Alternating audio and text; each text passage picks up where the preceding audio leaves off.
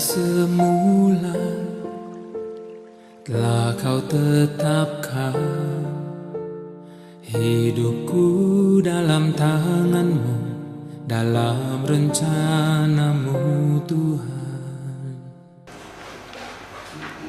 Hosea pasal 4 ayat 6.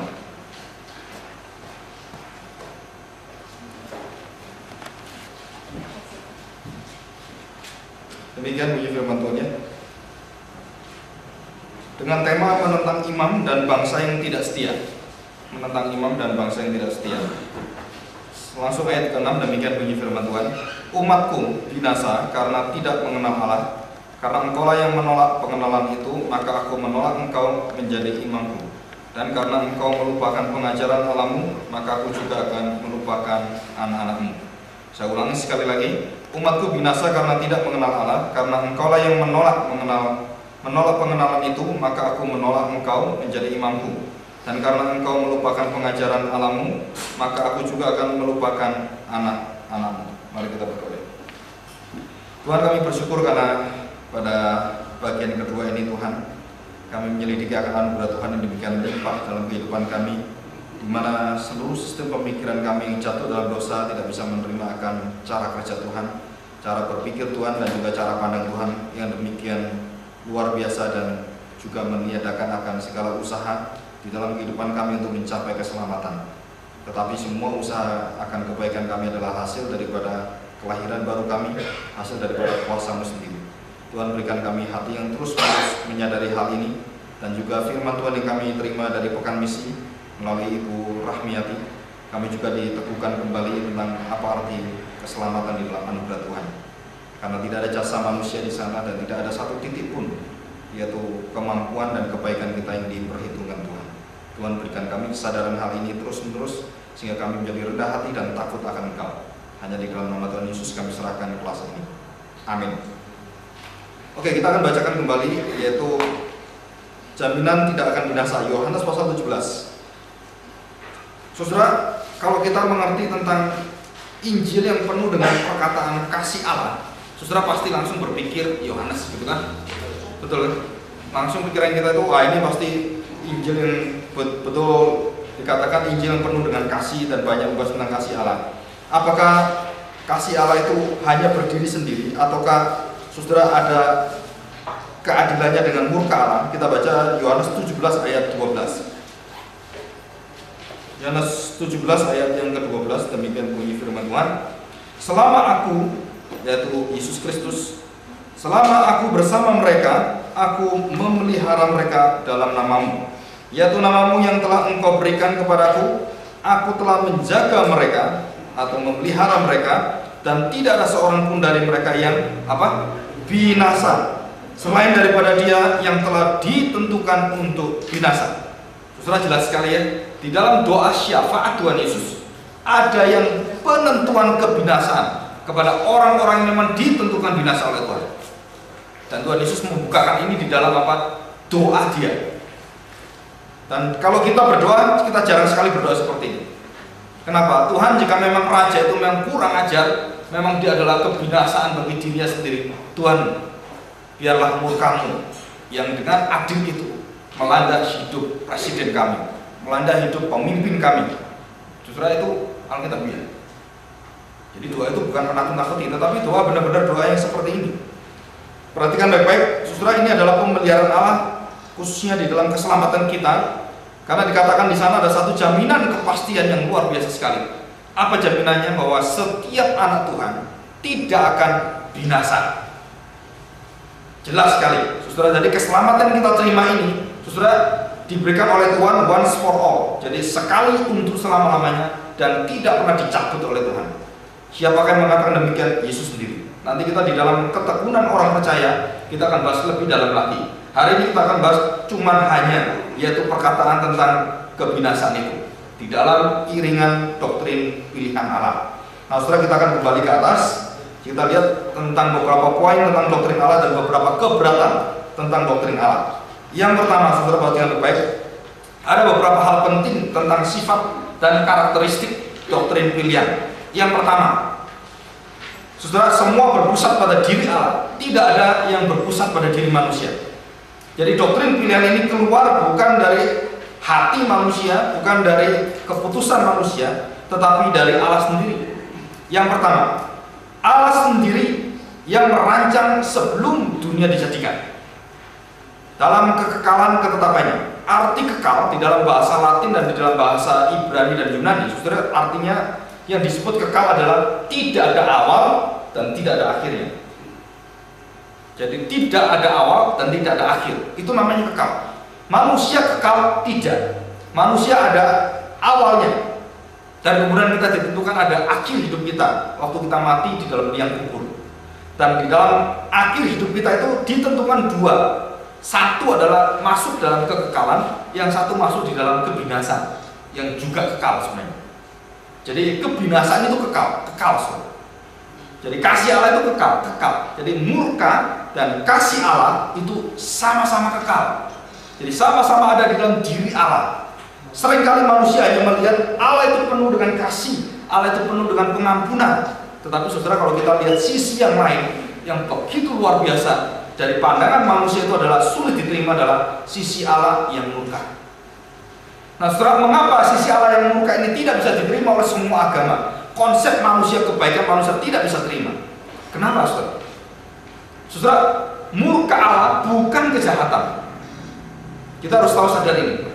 Jadi seperti konsep orang-orang di dalam agama-agama yang kuno itu dikatakan bahwa kebaikan dan kejahatan itu sudah ada selama-lamanya. Jadi antara kebaikan dan kejahatan tidak ada yang menang, tidak ada yang kalah. Itu terus berperang. Jadi keselamatan itu tergantung dari siapa. Yang menang dalam dirimu siapa. Yang jahat, ya berarti kamu jadi jahat. Kalau yang kuat itu yang baik, kamu jadi baik. Kamu masuk dari mana? Nah setelah itu adalah pengenalan manusia di dalam pengertian keselamatan ditentukan dengan wujud seperti itu. Tetapi di dalam kekristenan tidak. Di dalam kekristenan dikatakan dengan jelas bahwa Allah itu adalah Allah yang penuh dengan kasih, tapi Allah juga penuh dengan murka. Jadi kalau Allah yang penuh dengan kasih tanpa Allah yang penuh dengan murka, bukan Allah. Allah yang penuh dengan murka tidak ada kasihnya, bukan Allah juga. Jadi Allah yang sejati adalah Allah yang penuh dengan kasih dan murka. Maka kalau kita pelajari ayat-ayat di dalam firman Tuhan yang membahas kasih, saudara, selalu berkaitan dengan murka Tuhan. Kemarin kan sudah dijelaskan kan dalam minggu yang lalu. Saudara, barang siapa yang percaya kepada anak tidak beroleh binasa, tapi beroleh hidup yang kekal. Betul kan? Jadi kasih Allah itu, kalau engkau percaya kasih Allah, engkau mendapatkan pengampunan, belas kasihan dari Tuhan, dan juga kemurahan Tuhan. Tapi kalau engkau tidak percaya pada Kristus, otomatis saudara itu menentukan dirimu sebagai orang yang ditentukan binasa atau bukan. Kalau saya menolak Kristus sebagai Tuhan dan Juru Selamat saya, langsung pada saat itu, saudara, murka Tuhan itu sudah menanti kita. Waktu engkau mati, langsung. Jadi ini jati diri Allah, sifat Allah, yaitu yang penuh dengan kasih dan juga penuh dengan murka. Saudara, di dalam seluruh agama untuk menyambungkan atau menyeimbangkan kedua sifat Allah ini, tidak ada satu agama pun yang bisa dan dengan sempurna mengenal kasih dan murka Allah di dalam satu tempat yang sama. Nggak bisa. Kecuali satu, yaitu salib Kristus. Saya berulang-ulang mengatakan mengapa Kristus itu begitu penting. Karena seluruh konsep Alkitab di dalam seluruh keseimbangan. Saudara, kalau engkau mau tahu kasih Allah yang paling dalam dengan murka paling dalam, lihat Kristus. Engkau tahu kasih yang penuh dengan pengampunan dan juga orang yang tidak diampuni Tuhan di dalam kebinasaan begitu jahat, engkau lihat salib Kristus. Engkau kalau mau tahu kebenaran yang sejati di dalam satu pribadi dan kejahatan di dalam satu pribadi, saudara, kita akan lihat salib Kristus. Kenapa itu menjadi satu pusat kita? Pusat apa? Pusat keselamatan, pusat pengampunan, dan pusat daripada hidup kekal kita. Karena dari sanalah kita tahu bahwa di dalam diri Kristus, waktu bait Allah dibelah oleh Tuhan. Saudara, artinya apa? Seluruh manusia itu bisa langsung percaya pada Tuhan. Tidak perlu memakai tata cara agamawi. Jadi melalui penyembahan di depan apa gitu, nggak perlu, Ustaz. Di dalam perjanjian lama, ini satu gambar dari kemarin saya ke Surabaya itu diberi oleh mama saya satu gambar, nanti kapan-kapan saya bawa. yaitu papa saya sendiri yang gambar. Saudara, tabernakel itu adalah merupakan wujud daripada gambaran Kristus yang real. Di sana dikatakan, tidak tahu tuh papa saya begitu diberkati Tuhan. Di dalam teologi anugerahnya dia itu sangat luar biasa sekali. Dan waktu saya lihat itu saya kaget sekali. Ini orang nggak pernah sekolah sampai ke Amerika, nggak pernah sekolah sampai ke detail-detail yang sampai Westminster apa itu yang luar biasa. Tapi pikiran dia waktu cinta firman Tuhan, dia cuma baca Alkitab, saudara. Tiap hari cuma baca Alkitab, nggak ada yang lain, hanya baca Alkitab. Tapi dia seorang ahli filsafat sebenarnya. Jadi dua, filsafat barat dan filsafat timur. Tetapi dia waktu hidupnya dia tinggalkan ini. Dia lulusan yaitu waktu sekolah Chinese itu sekolah Western Philosophy and Eastern Philosophy. Maka waktu dia menjadi bertobat, saudara, itu perubahan pikiran dia itu luar biasa bedanya.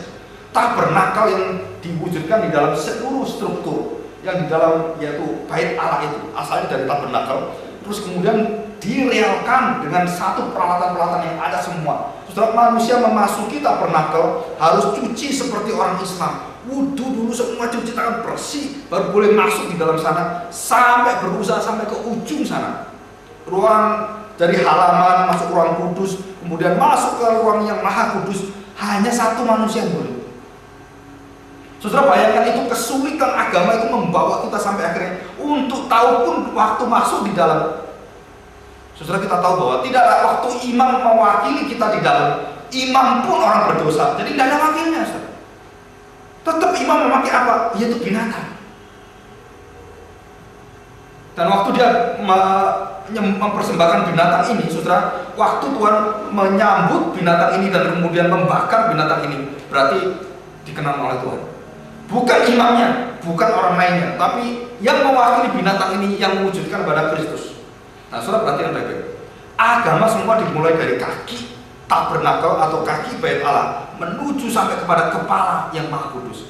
Waktu Yesus datang pertama kali dan kemudian dia mati, dia merobek seluruh daripada yang ada dari ujung sampai atas sampai bawah, dirobek dengan kematian dia. Maka saudara, keselamatan orang Kristen terbalik. Dan ini yang waktu dijelaskan oleh bapak saya waktu pertama kali saya nggak bisa terima. Tapi waktu saya sadar, waktu anugerah Tuhan itu betul-betul saya sadar, saya baru tangkap apa luar biasa. Saudara, waktu tabir dibuka dan kemudian yang menjadi kepala gereja, yang melayani seluruh umat, bukan imam lagi, bukan orang mewakili lagi, tapi langsung Kristus. Jadi perjalanan hidup orang-orang beragama dimulai dari kaki yang setengah mati, terus kemudian berpuasa, berwudu, semua dilakukan. Tapi waktu Kristus mati bagi kita, maka kita langsung menempati tempat yang apa? Yang maha kudus. Baru setelah dari rumah maha kudus, engkau baru menunjukkan hidupmu yang kudus, buah-buah kekudusanmu di sana. Sampai kemudian kakimu dilihat orang. Terbalik, saudara. Jadi sistem dunia memasuki dalam sistem seperti itu, dan kemudian waktu Yesus datang, pembalikan semua. Jadi hidup kita di dalam anugerah Tuhan, waktu Tuhan sudah memberikan kita satu anugerah keselamatan, kita menikmati karena kita sudah selamat di tempat yang maha kudus bersama Kristus, terus turun kemudian ke hati kita, ke tangan kita, ke pikiran, semua berjalan untuk apa? Melayani Tuhan. Saudara ngerti ya maksudnya? Jadi anugerah Tuhan dimulai dari mana? Dari kaki ini terus naik ke atas. Saudara, itu adalah agama manusia. Tetapi agama Kristen tidak. Dimulai dengan kematian Kristus dan kemudian dia koyak tabir itu. Dan melalui hasil karya Kristus, dia jalankan itu semua. Dari waktu dari depan kaki semua dia jalani. Yesus sendiri jalani, tidak ada satu manusia yang jalani. Yesus jalani. Waktu dia sudah ambil keselamatan dan dia berikan untuk manusia, maka kita tidak lagi berusaha seperti dari awal. Nggak perlu. Kenapa? Karena Kristus sudah berikan pada kita. Sekarang kita bagaimana? Tinggal engkau menyatakan buahmu sampai seluruh manusia, sampai terangmu dan garam dalam hidup itu dilihat orang. Itu bedanya. Saudara, itu jelas sekali di dalam perjanjian lama semua konsepnya seperti itu. Covenant of works. Tapi di dalam perjanjian baru mulai dibuka oleh Tuhan dan Kristus waktu datang, covenant of grace. Nah, nanti di dalam kuliah umum itu saya akan bahas ini. Perbedaan-perbedaan covenant. Sampai akhirnya bagaimanakah keselamatan kita dijamin dengan apa? Saudara, sehingga kekekalan hidup keselamatan kita itu bukan berlandaskan akan perasaan kita, Bukan berlandaskan akan pikiran kita, bukan berlandaskan akan kebaikan pengalaman rohani kita. Tidak ada. Ibu Ati dengan jelas mengatakan, jangan dipikir kalau saya pakai jubah pendeta, saudara terus merasa bahwa saudara lebih rendah dari saya. Tidak ada di hadapan Tuhan. Jubah pendeta tidak mempengaruhi apa dalam keselamatan. Termasuk, perhatikan saudara, kesetiaan dalam pelayanan itu tidak bisa membeli keselamatan. Bapak, kalau gitu buat apa saya setia? Kesetiaanmu keluar karena apa? Karena Tuhan setia pada engkau. Itu beda. Jadi kalau kita datang ke gereja nggak perlu lagi yang dikatakan dibesuki. Karena besuk bukan untuk mendatangkan orang ke gereja. Itu konsep salah dari besuk. Besuk adalah satu panggilan orang percaya, satu kasih orang percaya yang memperhatikan pada orang percaya yang lain. Itu besuk. Bukan saya membesuk kamu supaya kamu rajin ke gereja. Salah. Kenapa salah? Karena besuk tidak membuat orang rajin ke gereja. Mungkin tambah malas. Mungkin. Banyak orang katakan demikian. Nggak dibesuki, ya udah nggak datang. Oh, tambah malas. Saya punya teman hamba Tuhan yang luar biasa yang mengatakan demikian. Gereja kami, kalau you datang ke gereja kami, maaf, tidak ada pembesukan. Dari awal kami sudah mengatakan, kamu datang ke gereja kami, maaf, kami tidak ada pembesukan. Yang ada adalah saling mengasihi kamu sekali. Suatu hari ada sudah lewat dari 6 tahun, ada orang tanya, Pak, kenapa saya nggak dibesuk-besuk? Dia ingatkan, dari pertama masuk sudah saya kasih tahu, kami tidak ada pembesukan. Wah, semua diam. Karena pembesukan itu bagian kecil dari apa? Saling mengasihi. Kalau orang nggak saling mengasihi, nggak bisa besuk. Jadi bukan Ibu Ati, bukan anti besuk. Bukan, saya juga bukan anti besuk. Tapi ada satu hal, besuk itu adalah jiwa kita. Ngerti maksudnya? Jadi nggak perlu sekarang disuruh-suruh besuk. Saya lihat ada orang sakit, saya tergerak. Nggak perlu lagi dijadwal. Aduh, kamu mesti ya, ini jadwalmu. Itu bukan besuk, itu penjadwalan. Itu namanya covenant of works. Saya kerjakan supaya apa? Dilihat saya besuk. Bukan, Tuhan nggak pernah lihat itu. You besuk orang 1000 kali di dalam 1 tahun, nggak menentukan saudara diselamatkan atau tidak. Itu jelas. Bisa nangkep ini ya. Nah, saudara, kalau kita sudah tangkap ini, berarti seluruh konsep pemikiran kita sekarang, waktu saya bisa melayani, bukan karena apa-apa. Karena apa? Ada satu anugerah Tuhan yang Tuhan tahu. Mengapa saya bisa menjadi insinyur? Mengapa saya bisa menjadi dokter? Mengapa saya bisa menjadi seorang ahli ekonomi? Mengapa saya bisa menjadi ini, menjadi itu? Karena satu hal.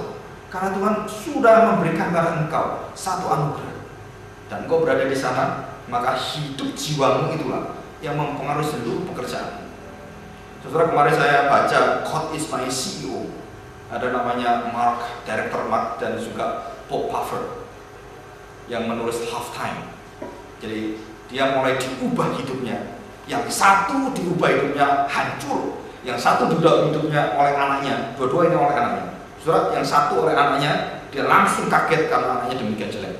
Yang kedua, anaknya demikian mengerti dia sampai akhirnya dia mengatakan, waktu sebelum mati, anaknya sudah tulis, atau dia karena mungkin sudah kerasa mau mati gitu.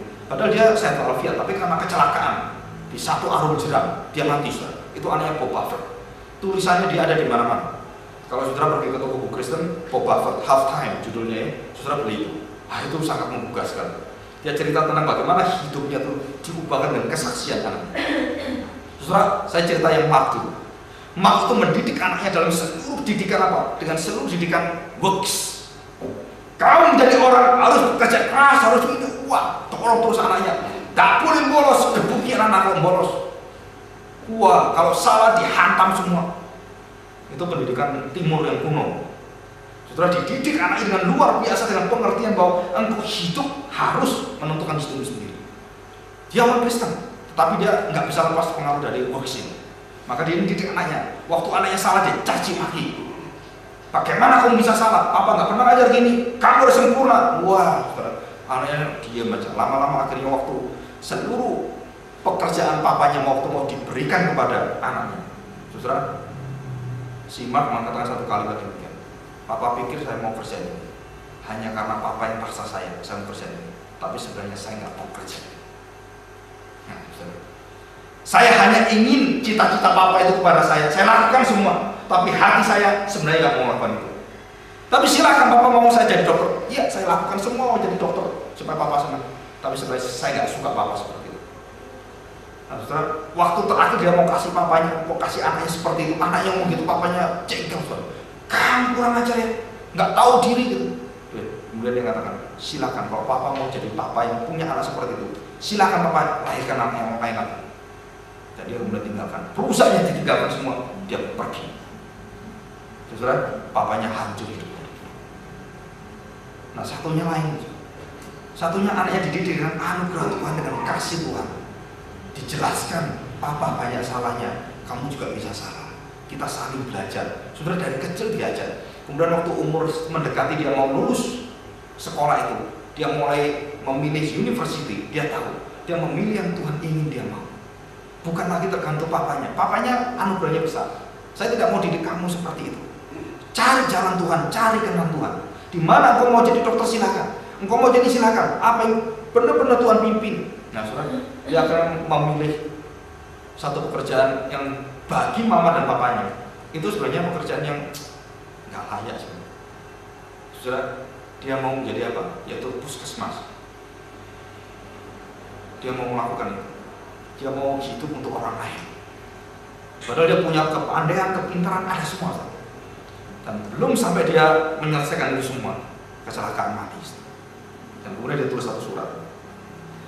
Dan dia mengatakan dengan papanya, papa, aku bersyukur punya keluarga yang penuh dengan perhatian, penuh dengan kasih, yang menyadari akan kesalahan-kesalahanku. Aku selalu dibimbing. Kalau aku sampai tidak ada, nggak tahu kapan aku tidak ada. Kalau sampai aku mati, aku tidak ada. Aku tahu satu jelas, bahwa Tuhan begitu baik, begitu penuh anugerah, tempatkan saya sebagai anak. Saudara, kalau saya punya anak seperti ini, kita bisa teteskan air mata, ya. Betul nggak? Bagaimana ada anak yang begitu tahu orang tua, tapi saya mati muda. Sayang sekali. Kenapa, saudara? Kenapa orang-orang yang luar biasa seperti itu terus Tuhan ambil? Karena Tuhan ingin memakai papanya supaya dia menjadi satu alat bagi Tuhan untuk membangun orang, supaya orang itu punya nilai hidupnya. Dia terus membangun dia. Saudara, saya punya satu hati, yaitu boleh dikatakan the heart of Barnabas. Dan Barnabas itu artinya bahwa saya mempunyai satu, yaitu bagaimana saya bisa membangun orang, itu saya suka sekali. Tapi saya tidak pernah mau menjatuhkan orang karena kekuatan saya. Saudara, anugerah Tuhan yang diberikan pada kita semua, baik kekayaan, baik kebaikan, baik kasih, baik itu adalah mulut kita bisa menasihati orang. Itu pakai itu apa? Supaya orang yang jatuh, saudara, dengan kalimat-kalimat kita, orang itu bisa naik kembali. Sejatuh apapun, saudara, itu bangunkan dia. Wah, dia malas pak gini-gini. Iya. Barnabas berpisah dengan Paulus karena hal ini.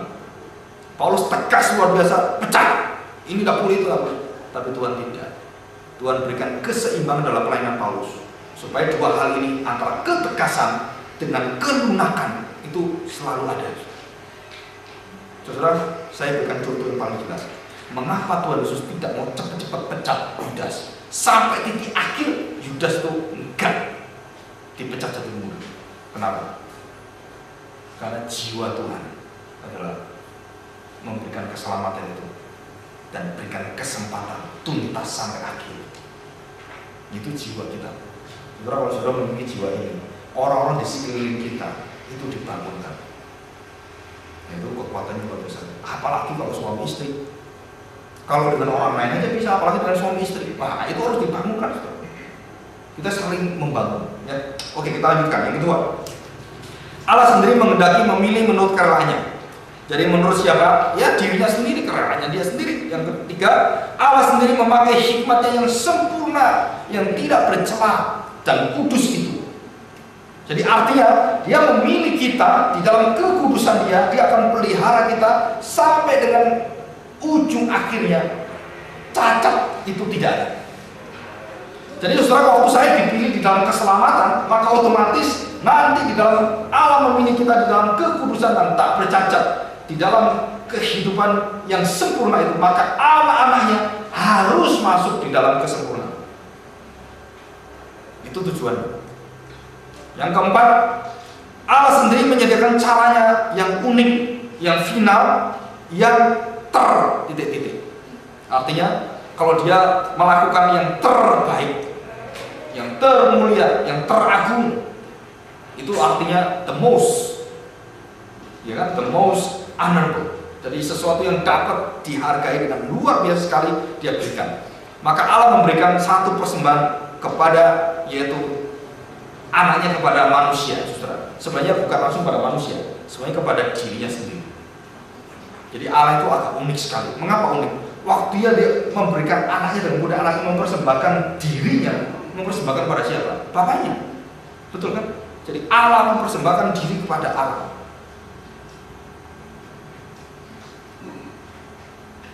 Tahu kalimat ini artinya? Jadi siapakah yang layak mempersembahkan diri kepada Allah? Hah? Allah sendiri. Siapakah yang bisa dipuji oleh Allah? Allah sendiri. Jadi waktu manusia diciptakan oleh Tuhan, waktu jatuh dalam dosa, maka seluruh manusia itu harus masuk di dalam apa? Kemuliaan anaknya. Baru dia bisa disebut sebagai anak yang berkenan, anak yang baik. Kita orang Kristen yang baik. Kenapa? Bukan karena kau baik, tapi karena Kristus, dan kita disebut baik. Nah, saudara, ini adalah prinsip yang sulit sekali dimengerti, tetapi kita dengan jelas bisa mengamini dan mengimani. Selanjutnya, Allah sendiri yang memulai dan juga yang memelihara, menengahi, serta mengakhirinya. Allah sendiri yang memutuskan, mengikat perjanjian. Nah, saudara, ini kejelasannya nanti akan diterangkan ya. Dan selanjutnya, Allah sendiri yang mengutus anaknya dan Roh Kudus untuk menyiapkannya atau menyiapkan keselamatan itu. Selanjutnya, Allah sendiri yang pemrodus atau pemprodusernya, jadi yang membuat, yang menciptakan, yaitu manusia baru. Jadi yang melaksanakan siapa? Dia sendiri. Allah sendiri yang berkepentingan untuk, tanda petik, memuliakan dirinya sendiri. Jadi siapakah boleh yang menyombongkan diri sendiri? Hanya Allah. Manusia tidak boleh. Tidak boleh kita katakan, nah ini gereja ini kalau tidak ada saya akan hancur. Wah, kalau tidak ada saya, bagaimana masa depan gereja ini? Itu nggak ada. Ya. Hanya Allah yang boleh ngomong demikian. Kalau tidak ada Allah, hancurlah gereja. Kalau tidak ada Allah, hancurlah pelayanan. Itu betul. Betul sekali. Kalau Allah, ya. Allah sendiri yang memiliki kemauan. Tujuannya itu apa? Nah, tujuannya adalah untuk memuliakan diri. Nah, saya tanda petik kemauan. Jadi saudara, saya bisa menerima keselamatan itu karena apa? Awal mula bentuk pertama kali mendorong kau punya satu kuasa untuk terima keselamatan, itu adalah kemauan Tuhan. Jadi saya bisa terima keselamatan, kok bisa saya? Dari mana ini? Bukan kemampuan kita, bukan. Maka kemarin minggu yang lalu saya katakan, waktu kita teliti baik-baik, kapankah kita selamat? Kapankah saya lahir baru? Saudara teliti baik-baik, saudara tidak akan bisa mengerti. Kenapa? Karena itu harus diimani. Karena kelahiran baru bukan proses biologis. Kelahiran baru bukan proses secara sosial, bukan, saudara. Kelahiran baru adalah proses secara momen, kairos. Jadi momen itu kairos dari apa? Dari Tuhan sendiri. Kapankah itu bisa kau tahu jelas? Saudara, pribadi kita yang tahu. Jelas sekali kapan itu. Yang akhirnya membawa engkau hidup itu akhirnya berubah semua. Cara pikirmu berubah, cara inginmu berubah, cara kesenangan kita berubah semua. Itu kapan? Nah, setelah itu ada momennya. Ya. Oke, selanjutnya.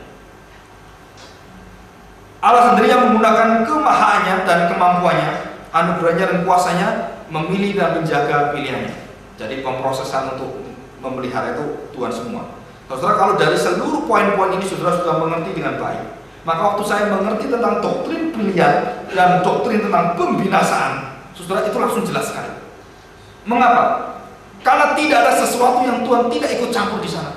Tuhan waktu memilih orang percaya, saudara, waktu saya memilih orang percaya, maka yang tidak percaya sudah Tuhan berikan satu hukumnya. Orang yang jatuh dalam dosa, binasa semua. Nah, saya berikan ilustrasi yang ada di makalah itu. Saya berikan ilustrasi apa? Semua dalam satu penjara, orang itu mati semua. Dihukum, hukuman mati. Justru maka orang yang dihukum mati artinya tidak ada pengharapan. Pasti saya mati. Penguasa saat itu mengatakan, saya ingin memberikan yaitu pengampunan. Nah, perhatikan ya, ini sebenarnya main berpikir yang logis sekali. Saya sebagai penguasa, orang-orang yang jahat itu dibunuh semua. Dosamu terlalu tinggi dan dibunuh semua. Saudara, semua orang yang ada di dalam satu tahanan itu harus mati, dihukum mati. Dan waktunya sama, hukuman mati semua sama. Dan waktu dalam proses itu, sang raja dengan kerelaan dirinya sendiri, dengan kemauan dia sendiri, dengan hikmahnya dia sendiri, dengan kesempurnaan dia sendiri, dia mengatakan, aku mau memberikan remisi, memberikan pengampunan. Nah, saya tanya sekarang, karena dia adalah seorang yang adil, bisa nggak dia memberikan pengampunan secara menyeluruh semua diampuni? Bisa nggak? Bisa? Mampu nggak? Mampu. Tetapi karena dia adil, nggak mungkin dia melakukan itu. Kenapa nggak mungkin? Karena dia akan telan mulutnya sendiri. Engkau binasa. Mana tidak ada yang binasa? Katanya kamu binasa. Nah, saudara, waktu Tuhan mengatakan orang yang berdosa itu binasa semua, harus ada yang binasa. Betul kan? Tapi dengan kerelaan hatinya dia mau memilih kita. Dengan hati yang penuh dengan kemurahan dia mau memilih kita, dengan penuh belas kasihan dia memberikan pemilihan kita dengan satu syarat, yaitu melalui anaknya. Dengan satu syarat, percaya pada anaknya. Dengan satu syarat, kematian anaknya. Maka setelah waktu orang-orang yang dihukum mati itu semua, dan kemudian raja yang punya hak untuk memilih orang itu, dan orang-orang yang di dalam hukuman mati tidak punya hak milih. Betul? Bisa nangkep ini? Jadi orang yang dihukum mati dalam penjara itu punya hak untuk memilih dirinya gitu, supaya diremisi. Enggak ada hak. Siapa yang punya hak? Raja, pemimpin, presiden yang punya hak. Dan waktu dia mempunyai hati, oke, saya mau 5 orang di antara 100 orang. Saya pilih 5 orang, maka dia pilih. Saudara perhatikan, waktu raja pilih orang itu, saya tanya, berdasarkan apa? Hah? Kebaikan mereka? Tidak ada kebaikan. Binasa. Betul nggak? Apa yang dipilih? Oh, karena ganteng? Nggak ada. Bukan berdasarkan itu, Ustaz. Berdasarkan apa? Kerelaan dia. Oke, 1, 2, 3, 4, 5. Oke, jadi waktu 5 orang dipilih, ditaruh, dan kemudian dikatakan, engkau tidak mati karena engkau menerima anakku. Gitu kan? Nah, saudara, waktu diangkat 5 orang ini, saya tanya, boleh nggak yang 95 mengatakan, kok bisa aja, kok gak kami? Boleh nggak? Boleh-boleh saja, tapi nggak ada hak. Ngerti maksudnya? Jadi waktu raja memilih mereka 5 orang saja, maka sebelah-sebelahnya nggak bisa mau ini mau apapun nggak bisa, saudara. Kenapa? Itu hak prerogatif, hak tunggal daripada pemimpin. Aku pilih engkau 5. Jadi yang lain gimana? Otomatis binasa. Artinya, ya aku tidak pilih engkau. Waktu aku memilih orang-orang percaya di dalam Kristus, maka otomatis, saudara, yang tidak dipilih binasa dalam dosa mereka. Dan itu sudah di dalam keadilan ketetapan Tuhan. Pak, Allah itu kan maha baik. Kalau maha baik, dia kan harusnya baik semua, Pak. Jadi kalau dia beri remisinya itu semuanya kasih pengampunan, semuanya masuk surga. Nah, saudara, itu artinya antara kasih Allah dan murka Allah itu yang satu dihilangkan, tinggal kasihnya. Itu bukan Allah. Kalau dia adalah Allah, sungguh-sungguh Allah, saudara, dia bukan hanya bisa memberikan kasih dalam keadilan, tetapi kasih dalam keadilan juga langsung pada saat yang sama. Waktu saya memilih dengan kasih saya 5 orang, dengan kerelaan saya, waktu angkat 5 orang ini, maka dengan keadilan di dalam murka Tuhan, saya murkai mereka yang tidak dipilih. Saudara, siapa yang sudah menikah? Coba angkat tangan. Yang sudah menikah. Oke, terima kasih. Masih ngaku sudah menikah. Ada nggak mau? Kan? Saudara, waktu saya menikah, saya tanya, saya waktu belum menikah, saya boleh nggak pilih-pilih yang lain? Hah? Boleh. Pilih-pilih perempuan yang melihat cantik ya, oh itu. Boleh nggak? Boleh, bebas. Betul kan? Berapa wanita yang saya pilih, berapa laki-laki yang saya pilih? Hah? Di dunia ini ada sekitar 2,5 miliar perempuan. Dan lebih dari 2,2 atau 2,3 miliar laki-laki. Berarti waktu saya memilih suami saya, di antara miliaran laki-laki, saya cuma pilih satu. Nah, saya tanya sekarang, apakah laki-laki yang lain mau iri? Kenapa nggak mau kawin dengan saya? Itu gendeng namanya. Saudara, jadi orang yang tidak dipilih ya dia tahu diri ya, memang saya nggak dipilih mau apa? Kalau suami katakan tidak bisa, kamu kan penuh kemurahan, kamu kan perempuan yang baik, suruh kawinin semua, mati deh. Nggak mungkin. Nah, so itu adalah natur Allah. Jadi John Calvin dengan secara jenius sekali, dia mengatakan pembedaan itu dengan jelas. Maka waktu dia mencanangkan tentang murka Tuhan itu yang tidak bisa lepas dari kasih Allah, setelah semua orang menolak ini. Pada waktu diberikan hal ini, banyak orang yang tidak bisa terima ini. Dan termasuk muridnya sendiri yang namanya Arminius. Ini sejarah gereja. Jadi waktu dia terangkan ini Arminian atau Arminius, muridnya dia itu langsung nggak mau terima. Nggak bisa Calvin. Kalau kamu ngomong seperti ini, bagaimana dengan kebebasan manusia? Bagaimana dengan saya ini? Kan saya masih bisa melakukan, saya bisa tolak, saya bisa ini.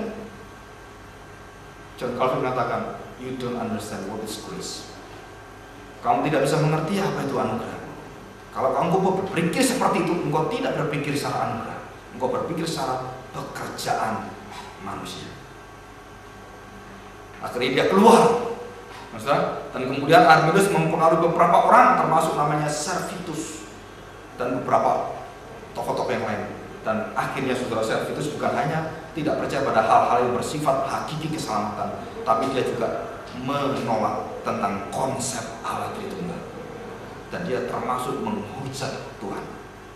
Maka John Calvin memberikan rekomendasi hukum mati kepada Servetus karena satu hal, karena ingin menegakkan negara yang memiliki keadilan Tuhan. Ya bukan kejam. Saudara, banyak orang katakan, oh John Calvin juga punya dosa besar apa? Yaitu mengizinkan Servetus dihukum mati, dibakar. Saudara, kalau mengerti akan hati Allah yang John Calvin ingin terapkan itu, saudara tangkap arti itu. Kenapa engkau harus dipecat dari gereja? Kenapa kalau engkau menikah 2 kali jadi majelis harus turun? Kenapa? Saudara, kita bukan ya nggak apa-apa lah, cincin lah, apa cincin? Nggak bisa, saudara. Kenapa? Itu adalah sifat hakiki Allah. Dan bukan karena itu waktu kita mengatakan bahwa harus tegas di dalam disiplin gereja, dan Tuhan punya satu macam hati yang selalu berkaitan dengan kasih Allah, kemurahan itu, yaitu apa? Allah bisa murka dan bisa membinasakan kamu. Maka sebelum kau dibinasakan Tuhan, gereja punya hak untuk mengembalikan orang-orang yang didisiplin oleh gereja supaya bertobat kembali.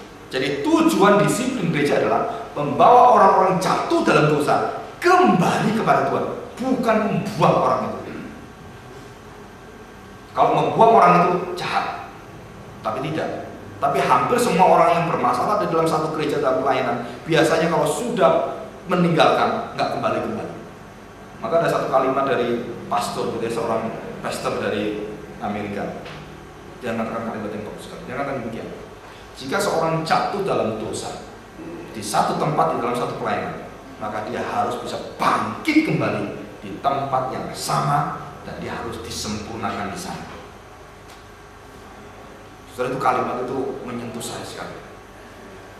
Maka saudara, kebanyakan orang kalau saya jatuh dalam dosa dalam satu tempat di pelayanan, dia biasanya melarikan diri supaya apa? Dosanya nggak diketahui di tempat itu, di tempat yang lain.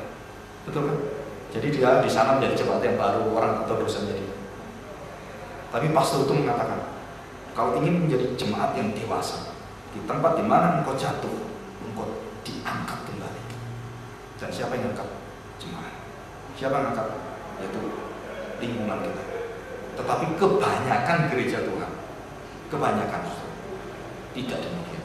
Sayang sekali. Maka kalau ada orang orang, "Loh, kenapa kamu nggak gereja lagi ke sana?" Nah, itu kenapa, Saudara? Karena kita tidak mengerti tujuan disiplin. Kita lebih ngerti murka Tuhan kalau disiplin, ya kan? Tapi kalau untuk kesenangan kita lebih senang kasih, pengampunan gitu ya. Nah, ini sayang sekali. Saudara bisa mengerti ini ya.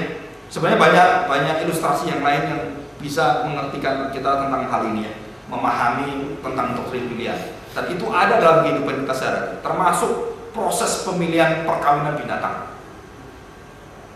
Saudara pernah lihat itu burung onta, burung onta ya, yang kayak onta itu.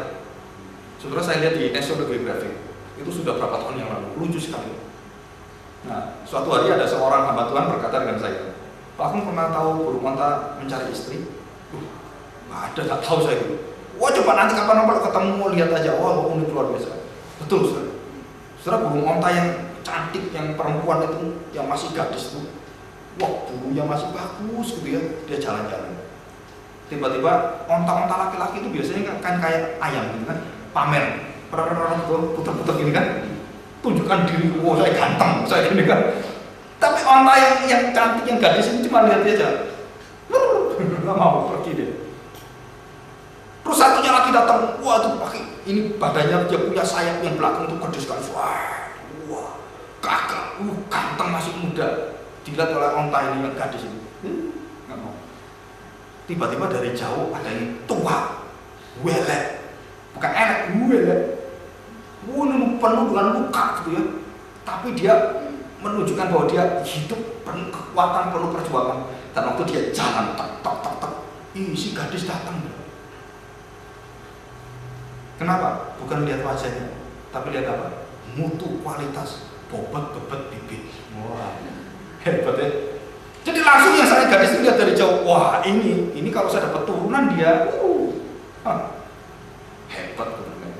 Maka dia langsung begitu datang, putar cuma sekali, langsung ikut, gitu kan, langsung. Kenapa? Bayangkan waktu si gadis memilih dengan pekerjaan yang seperti itu, yang lain iri nggak bisa. Begitu dia menjadi satu tempat di mana dia lakukan itu, yang lain nggak bisa. Termasuk di dalam sistem-sistem yang ada. Nah, saudara, ini unik sekali gitu ya. Jadi di dalam alam wahyu umum, anugerah umum, saudara bisa lihat pilihan.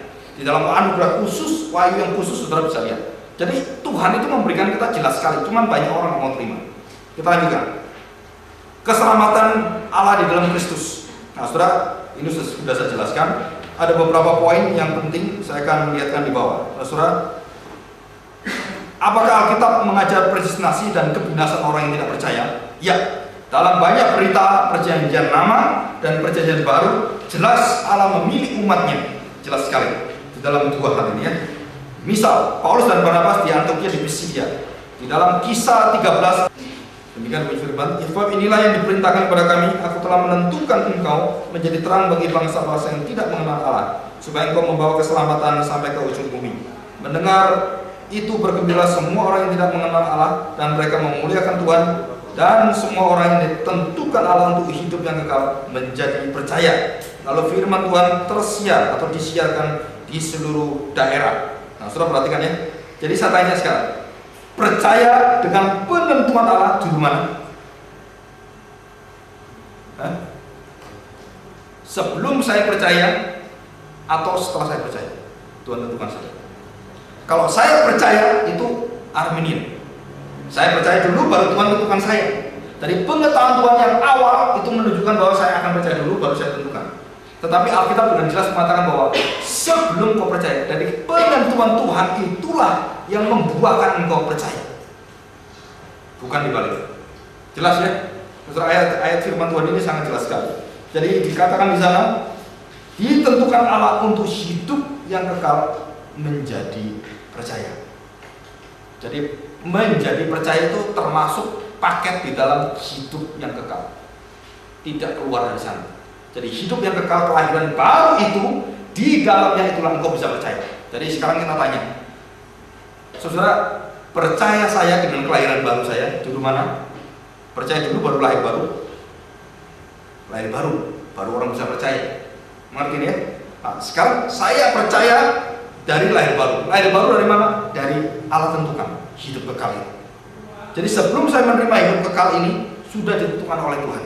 Dan Paulus mengatakan juga di dalam Galatia, sejak dari kandungan aku sudah dipilih oleh Tuhan. Sejak dari kandungan. Saudara, apa artinya sejak dari kandungan? Sejak mulainya aku ada di bumi ini, Tuhan tentukan saya. Yang satu mengatakan, sebelum ada segala sesuatu engkau ditentukan. Efesus. Paulus juga yang menuliskan. Dan dia kemudian menegaskan kepada orang-orang percaya, waktu engkau menjadi antara sel perempuan dan sel laki-laki bertemu di dalam kandungan, engkau pertemuan itu di dalam ketetapan Allah. Saudara, ini luar biasa sekali. Jadi titik mata antara sang kekasih yang bernama Yusuf dan Maria sudah ditentukan Tuhan sejak kekekalan, sampai akhirnya kedua orang ini menjadi suami istri. Dan kemudian saudara, di sana Yesus dilahirkan. Dan itu sudah ditetapkan Tuhan, sudah direncanakan Tuhan, sudah ribuan tahun sebelum dunia ada, Tuhan sudah rencanakan.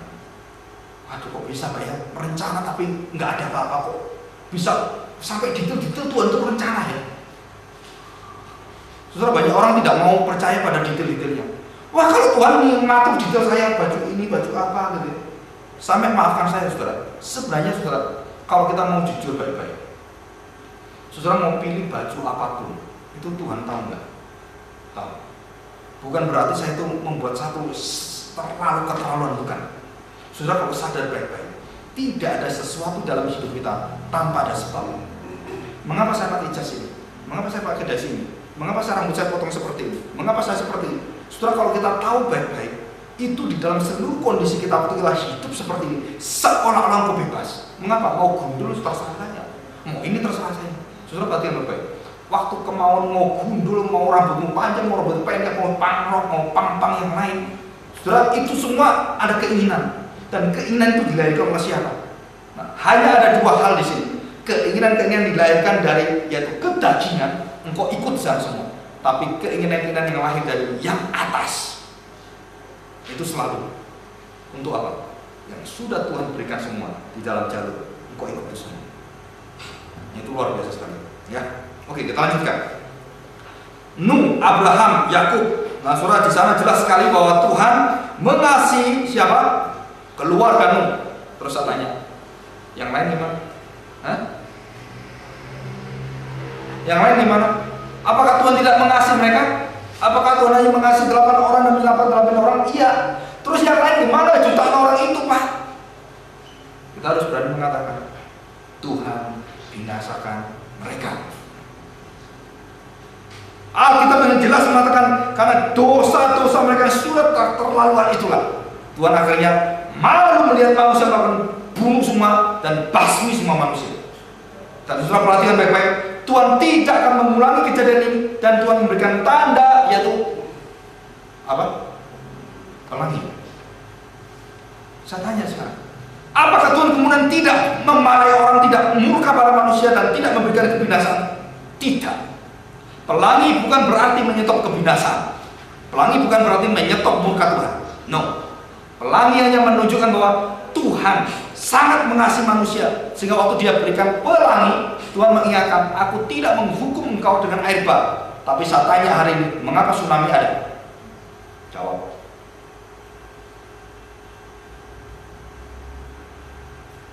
Kalau Tuhan mengatakan dengan pelangi itu, aku tidak akan menghukum manusia dengan cara itu lagi. Saya tanya sekarang, mengapa ada tsunami? Saudara, baru kita terkejut sekali. Tsunami itu air banget. Air laut, gitu kan? Bedanya apa air bah dengan tsunami? Saudara, tsunami dari bawah ke atas. Kalau Tuhan kasih dari atas ke bawah, itu tandanya pelangi. Tapi yang dari bawah ke atas, Tuhan gak pernah kasih tanda. Ngerti maksud saya? Jadi kalau ada tsunami, jangan orang katakan, oh itu kan ada pelangi. Seorang anak tanya kepada saya, Pak, kenapa Tuhan mengatakan ini anak liberal?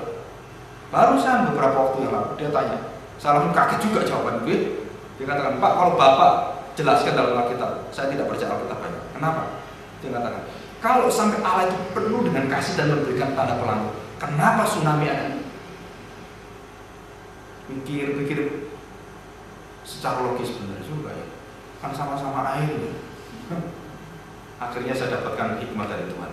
Saya katakan, tsunami adalah Siami dari bawah. Kalau pelangi, Siami dari atas. Jadi artinya apa? Bahwa Tuhan memberikan satu hujan pertama kali pada dunia sebagai bencana karena dosa manusia. Hujan sebelumnya belum ada. Sudah ada. Tapi kalau banjir sudah ada.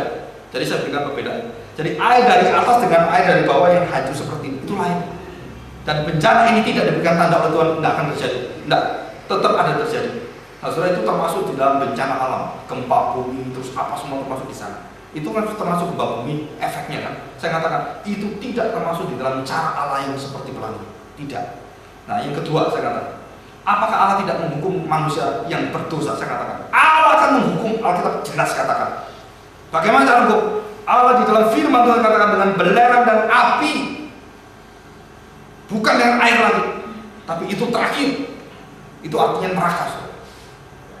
Akan diberikan pada manusia dan dia akan hapuskan seluruh manusia dari apa? Dari muka Tuhan yang kudus, dimasuk ke dalam api neraka. Dan di sana kita baru tahu. Jadi titik akhir hidup kita, saudara tahu kan? Itu ada penentuannya, saudara. Abraham juga sama, Yakub juga sama. Di dalam Roma juga ada di sana. Nah, sekarang kita baca Roma 9 ayat 11 sampai 13. Roma 9. Saya sebenarnya kepingin sekali kalau suatu hari saya memberikan eksegesis tentang Roma 9 ya. Nah, saudara, itu waduh luar biasa. Banyak orang salah mengerti tentang Roma 9 ya. Itu kalau dipelajari baik-baik. Nah, semoga atau berapa tahun lagi ya gereja kita masuk ke Roma 9. Kita masih Roma pasal 1 ya. Itu enggak tahu berapa tahun, mungkin bisa 4 tahun lagi ya. Nah, saudara, kalau itu masuk Roma 9, saya harapkan saudara kira-kira sudah lebih daripada separuh jemaat itu mengenal doktrin anugerah Tuhan. Dan saudara akan lihat kuasanya itu luar biasa sekali.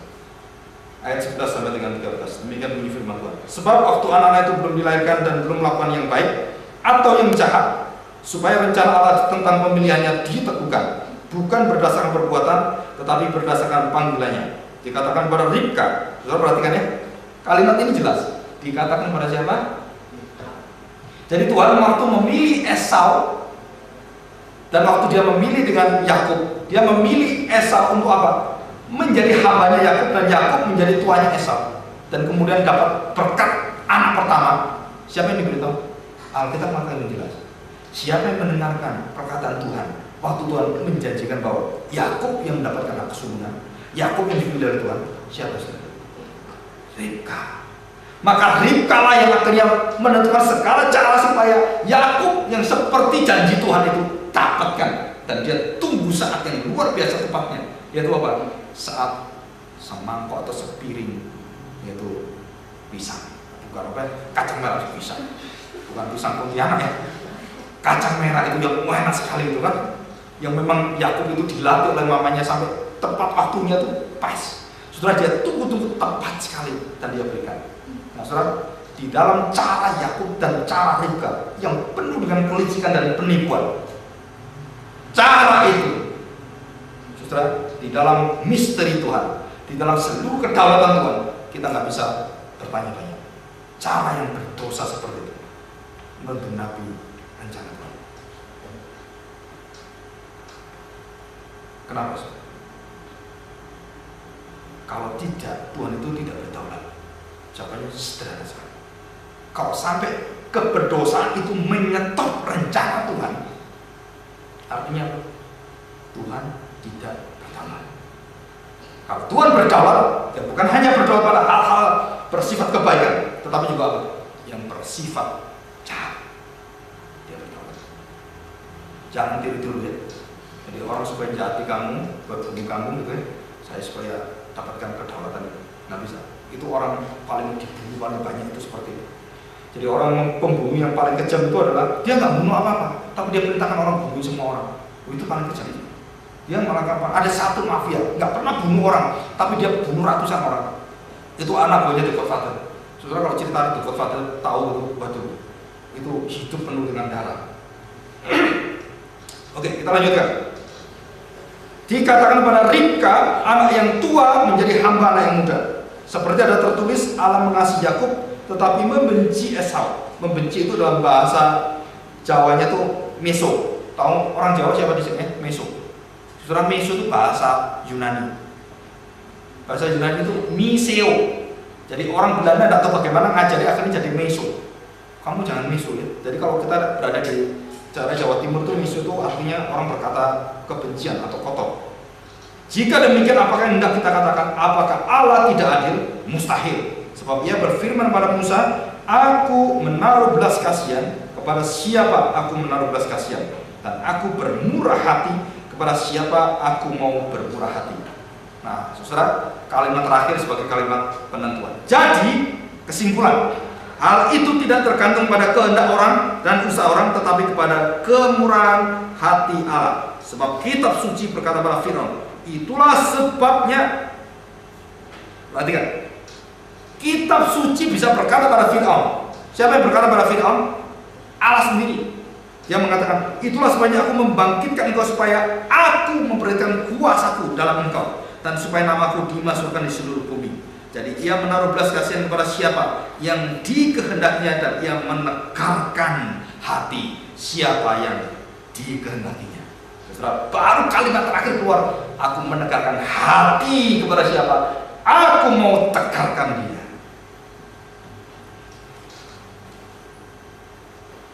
Nah, kita sekarang masuk di dalam beberapa poin pentingnya. Nah, saudara, kesalahan persepsi tentang doktrin pilihan. Yang pertama, doktrin pilihan bukan pengajaran fatalistik atau menjadikan kita robot secara mekanik. Tidak. Artinya bahwa kita semua ikut Tuhan apa gitu, kayak sponsor yang kurang kalium, kalsium gitu ya. Tak gitu. Ya kan? Saudara, kalau kita percaya bahwa tidak mempengaruhi apapun dan kita menjadi mekanik dan robot, itu masuk ke hyper Calvinis yang mengatakan apapun kamu lakukan tidak ada gunanya. Saudara, kita tidak demikian. Memang kelakuan kita tidak bisa membeli keselamatan, tetapi keselamatan kita membuahkan buah keselamatan, buah kekudusan, kebenaran. Itu harus ada, dan itulah yang memancarkan kita menjadi anak-anak Allah. Ya. Jadi bukan mekanik, bukan fatalistik. Yang B, ya. Nah, saudara, kalau Tuhan dikatakan mekanistik membuat kita menjadi mekanis, maka Tuhan itu bukan Allah yang pribadi, tapi impersonal, yang tidak berpribadi. Semua seperti diatur, tidak ada perasaan, doa, pergumulan, tidak ada apapun yang merubah apapun. Semua menjadi palsu, bahkan munafik, dan masuk ke dalam ajaran timur, nihilisme, dan sebaliknya, universalisme. Artinya semua itu kosong, tidak ada artinya. Atau semuanya itu selamat semua, universalisme. Nah, kita tidak masuk ke sana. Jadi ada satu desakan impersonal force. Jadi ada satu desakan yang saya katakan tadi, yaitu antara kuasa gelap dan kuasa jahat yang selalu ada. Yang C, Allah mengerjakan secara pribadi, bahkan melalui anak yang tunggal dalam Efesus pasal 1 ayat 5. Melalui Yesus Kristus. Pilihan Allah tidak mekanistik tetapi personal. Juga bukan kita yang mengerjakan, Kristuslah yang menganugerahkan dengan karya penebusannya. Selanjutnya, pemeliharaan Allah secara luar biasa pada ciptaannya, bahkan pada mereka yang memberontak kepada Dia. Nah, saudara, jadi Allah itu bukan hanya memilih orang percaya, tetapi juga memelihara semuanya. Untuk apa? Seluruh orang-orang yang ada, jahat gak jahat, Tuhan pelihara di dalam anugerah yang umum itu. Supaya apa? Mengerjakan pekerjaan ketetapan, rencana, dan juga pekerjaan Tuhan. Yang E, di dalam ayat-ayat ini, saudara perhatikan, ayat Kisah 18 ayat 9 dan 10. Saya akan bacakan agak cepat sedikit ya. Kisah 18 ayat 9 dan 10. Pada suatu malam berfirman Tuhan pada Paulus di dalam suatu penglihatan, jangan takut, teruslah memberitakan firman dan jangan diam. Sebab aku menyertai engkau dan tidak ada seorang pun yang akan menjamah dan menganiaya engkau, sebab banyak umatku di kota ini. Maka tinggal Paulus di situ selama 1 tahun 6 bulan dan mengajarkan firman Allah di tengah-tengah mereka. Akan tetapi setelah Galio menjadi gubernur Akaya, bangkitlah orang Yahudi bersama-sama melawan Paulus, lalu membawa dia ke depan pengadilan. Nah, saudara, di sana ayat 18, 9, 10 dikatakan dengan jelas, karena umat pilihan. Dikatakan jelas ya, sebab banyak umatku di kota ini. Aku menyertai engkau dan tidak ada seorang pun yang akan menjamah dan menganiaya engkau, sebab banyak umatku di kota ini. Artinya, saudara, penganiayaan tidak pernah terjadi kalau di situ banyak orang Kristen. Bukan berarti pada orang Kristen aja, tetapi pada orang lain yang agama lain. Karena kekristenan tidak pernah menganiaya orang. Itu satu wujud agama yang namanya non-violence. Satu cita-cita yang dicita-citakan oleh siapa? Mahatma Gandhi. Dan juga dicita-citakan oleh siapa? Yaitu Martin Luther King Jr. Dan dia mengatakan tidak boleh ada lagi, yaitu hati seperti itu. Tidak boleh ada lagi, saudara, hati yang benar-benar yang bisa mempunyai satu hati yang memilih-milih. Dan dia tidak mau.